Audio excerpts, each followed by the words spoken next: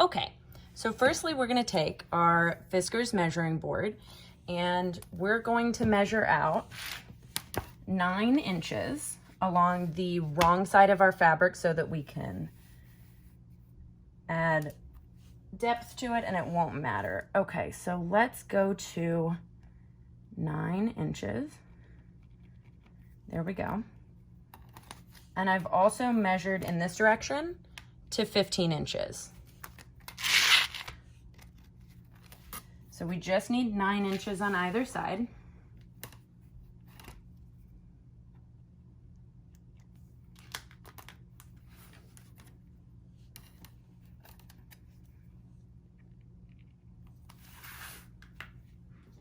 Now I also have a Fiskars rotary tool that I use sometimes. I'll line it up and use it, but for now, we're just gonna use our good old trusty shears because I know not everyone out there has a rotary tool. We want this to be very accessible, ladies and gentlemen. All right. So with some of these military fabrics, you actually have a gradient that you can go along, but remember to be very kind with yourself as far as these cuts are concerned, because this is simply you cutting into your stitch allowance. There we are. Now, I'm keeping my extra fabric because I'm making a lot of these. So now you've got 9 inches by 15 inches, and you're going to fold it in half, as my mom would say, hamburger style, and match the ends. Now this, if you want to start from here, you can also take an iron. I have this little tiny guy, and you can use that to press the fabric. But in my case, I'm just going to finger press it because we don't need it to be overly tight. It's not a big deal. Then you're going to sew at the top on both ends, leaving about a 2-inch gap in the middle. This is something that while you have it on this sheet, you can mark if you want to, that our allowance would be right here. It's not the biggest deal. That's just where you're going to pull it right ways out whenever you get to that step. Now let's go to the sewing machine and I'll talk you through that. Hey guys, welcome to my work from home desk and my sewing desk. So I'm using the Singer Heavy Duty 4432, which just means it has the capacity to do 32 different stitches. We won't need that. It doesn't really matter what stitch you do. You're basically just looking for something that can do a straight stitch. In this case, it'll end up looking something like this at the end. This is an example that I did as a test mask. So you can see I tested a few different stitches on this. A lot of people are gonna wanna do that. I recommend it completely. What you'll need for this project is your pre-cut fabric. We cut it in the last session. And then you're gonna need some twine. Now, I've gotten a lot of people talking about how to secure around the ears. It's obviously expensive to get any sort of elastic right now. And from the medical professionals I've been making masks for it, they prefer the twine as a way to secure. So let's get to the sewing. Okay, so I've also got some pins and I've got measuring tape, which we'll need at the end whenever we're making our folds and securing those folds. So remember, I just want you to go part of the way to the middle. I normally say leave a little bit of an allowance. It's not a huge deal if you don't leave a huge allowance, but be better safe than sorry here, because you can always close it up more, but it's harder to pull out stitches after the fact. Here we go. There we go. And then we're gonna do a quick reverse there. Holding our reverse button. Back over. I'm gonna pull it and cut that piece. I had to run and grab my scissors because I'm a real pro, ladies and gentlemen. All right, there we go. Now, it's gonna look messy, right? That's okay. This is the inside, it doesn't matter. Grab your other side. Using your stitch allowance as a bit of a guide, go ahead and do a line.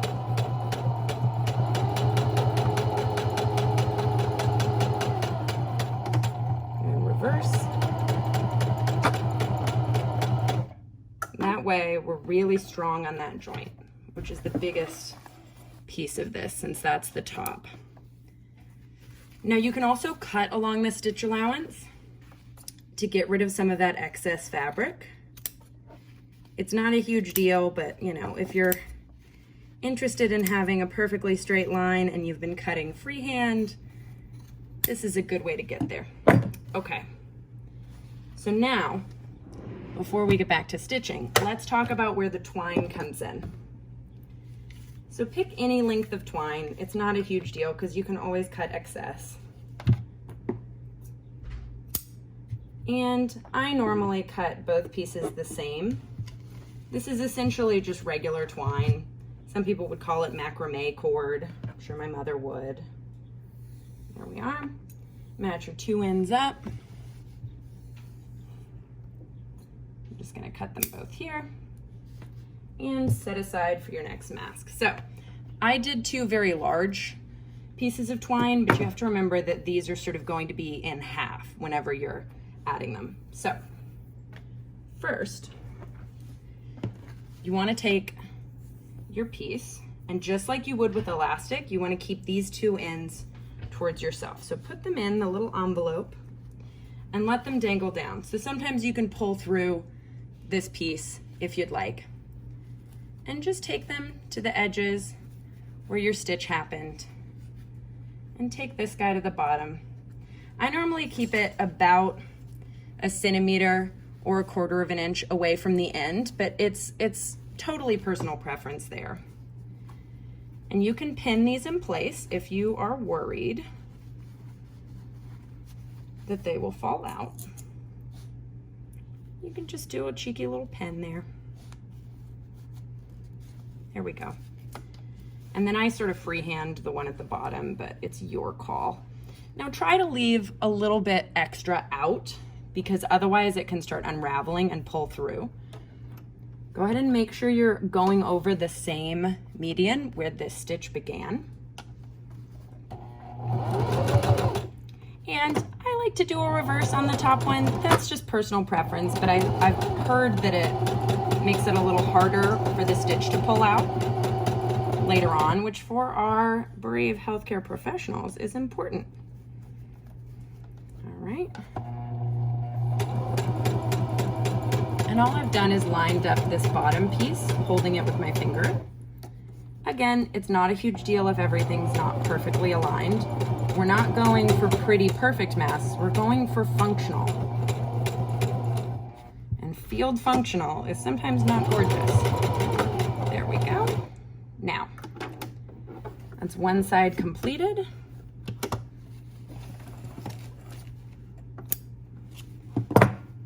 Now, tuck in your excess. We can cut it later, don't worry about it.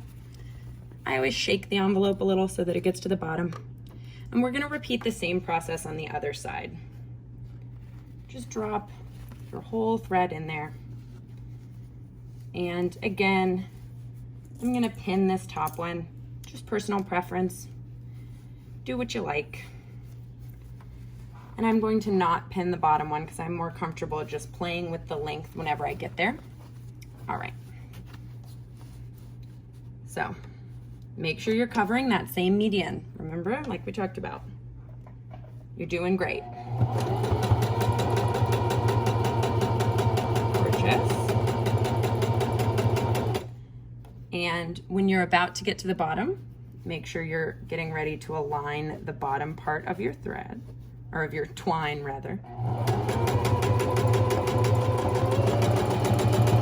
There we go. All right, and then do a reverse. And I sometimes go back forward, who cares? What are you doing, wasting black thread? You got plenty. All right, then we cut those two sides. And now, the fun part, I'll move the sewing machine so you can see this piece. First, take your pins out. I know you might want to impale yourself with a pin, but it's not the time or the place. Okay, so then you're gonna open the top part of the envelope and you are going to pull the rest of it through. Now this is when you're going to be glad that you kept these connected, because you can use them as a way to pull these tricky little corners through and get them to be taut when they're outside of this envelope. Okay. I I'm telling you, there's not a pretty way to do this. It's also a good test of your stitches. So plenty of the time in early models, people will tell me that it's very difficult for them to get their corners and they keep seeing separation. And if you're seeing that, you know that you need a better stitch allowance, that you're cutting to the stitch allowance too briefly, which is also a pretty common problem. Now I have press-on nails, so it's easy for me to put a nail in the corner and get it to where it's taut. But if you don't, you can use a chopstick. I have some at my desk where you can just get to the corner of that and press it out. The chopsticks at my desk are for sushi. Thank you for asking. Okay, so now we've got 2 huge cords. Don't worry about that. It's not your business yet. And we're going to need some way to mark the item. So I just have a pen, doesn't matter. I wash all of these before I send them anyway. All right, now you're going to use any sort of measurer. You can use measuring tape. If you have a clear ruler that is this size, good for you. Please give me one. But in the meantime, we're just gonna use what we have on hand.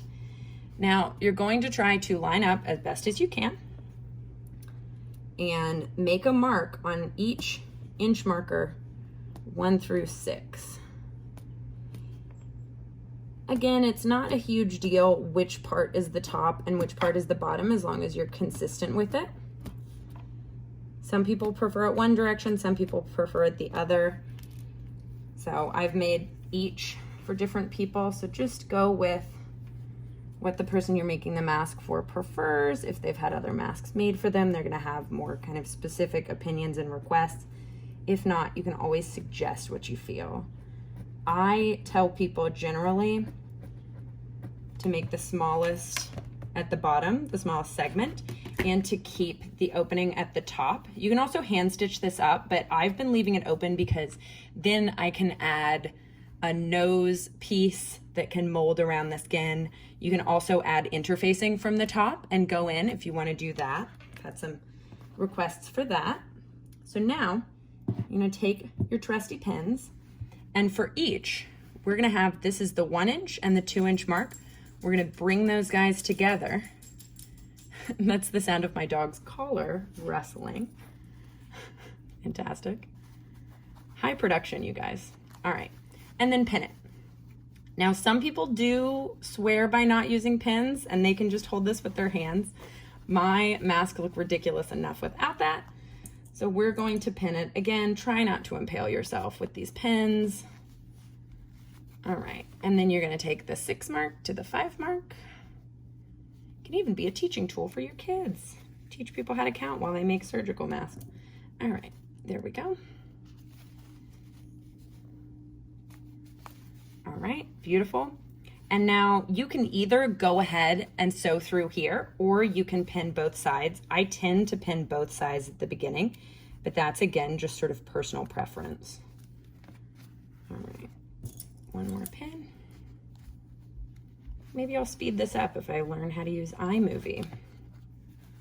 Pray for my soul, kids. All right, make sure it's taut. Fold your guy over.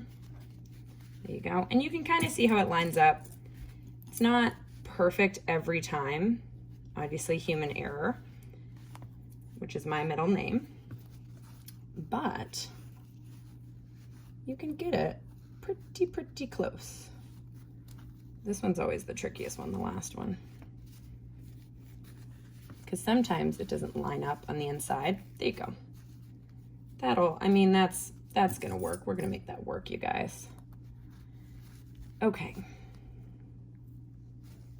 Almost got stabbed there. Okay, so now you can move aside your pins, but keep them handy because you're gonna be putting your pins away at this stage. Remember, don't leave random pins lying around. I'm a very bad offender about that. Okay, so using just like you did with your stitch allowance, putting the foot of your sewing machine flush with where that stitch allowance ends, you're gonna have thicker fabric here, which you can feel. You can see the different height of my fingers there. So this is why I have a heavy duty sewing machine. If you don't, cut the stitch allowance out first. There's that heavy duty Once you get to the end, do a little reverse. Perfect.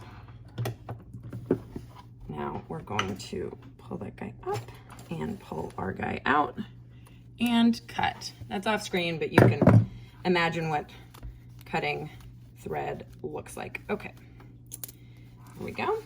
So now you've got a finished edge there.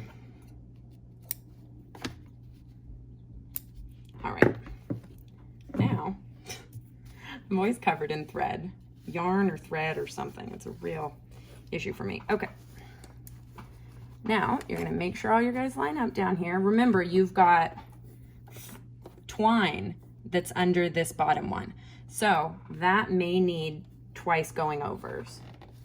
All right.